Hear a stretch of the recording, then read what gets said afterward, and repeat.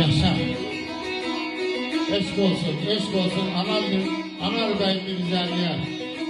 Mübarek olsun peynişimiz. Dostlar, bu şehrin müellifi, Borsalım'ın Fakralı elinin şairi oğlu Halit Bey Kurbanoğlu'nun öz el oğlusu şair Ferah Bey Ziyadınoğlu'nun 60 yıllık yubileyine yazdığı şiirdi. Eşk olsun. Der iller ötür, yaş üstüne yaş gelir. Bala bala kocaları ay ferah. Zalim zaman elimizden gençliği ala ala kocaları ay ferah. Yaşa.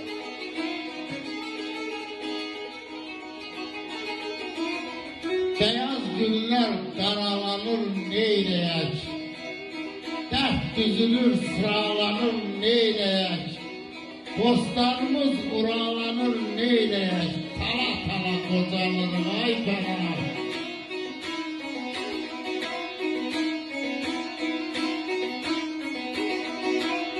Yaz getirdi bağ idik ezeller, İndi başa qaxınc olub xəzəllər,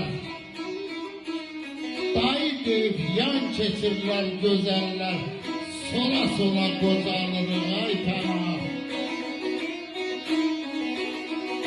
Qurban oğlu, ha soraqla, ha ara, kimsə var mı ötən ömrü qaytara, 60'a qədəm qoyduq aşkara, bile bile qocalırıq ay pənah, ildən ilə qocalırıq ay pənah.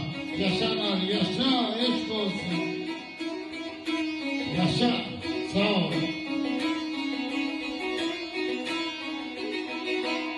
Yaşa, mübarek olsun.